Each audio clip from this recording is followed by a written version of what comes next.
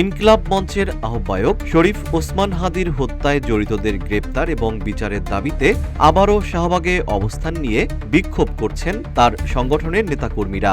২রা জানুয়ারি জুমার নামাজের পর ঢাকা বিশ্ববিদ্যালয়ের কেন্দ্রীয় জামে মসজিদ থেকে মিছিল নিয়ে তারা শাহবাগে অবস্থান নেন।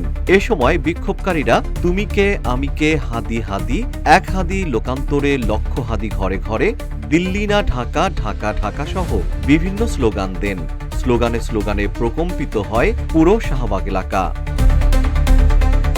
ইনকিলাব মঞ্চের সদস্য সচিব আব্দুল্লাহ আল জাবের রাজনৈতিক দলগুলোর উদ্দেশ্যে বলেন, দিল্লির সাথে কোনো গোপন বৈঠক করা যাবে না। এছাড়া সরকারের পাশাপাশি দেশি বিদেশি সব ধরনের আধিপত্যবাদের বিরুদ্ধে আন্দোলন চালিয়ে যাওয়ার ঘোষণা দেন তারা। কিউব হোল্ডিংসের গল্পে সেই রেখাটি আঁকা হয়েছিল আজ থেকে ১ যুগ আগে।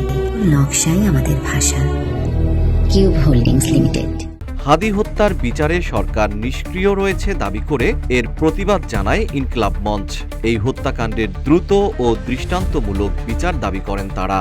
বিচার না পাওয়া পর্যন্ত আন্দোলন চালিয়ে যাবার ঘোষণা দেয় ইনকিলাব মঞ্চ।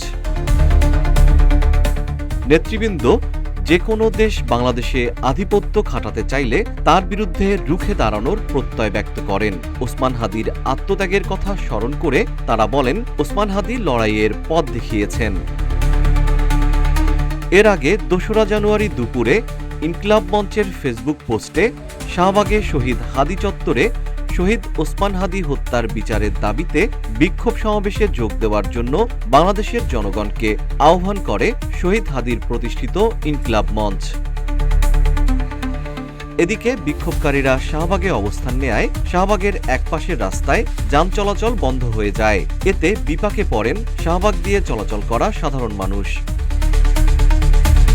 শরীফ ওসমান হাদি ঢাকা ৮ আসনে স্বতন্ত্র প্রার্থী হিসেবে নির্বাচন করার ঘোষণা দিয়ে প্রচারে নেমেছিলেন।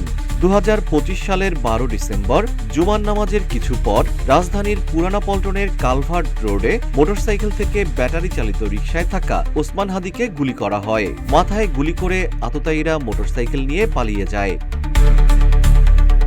দেশে চিকিৎসার পর উন্নত চিকিৎসার জন্য হাদিকে সিঙ্গাপুরে নেওয়া হয়।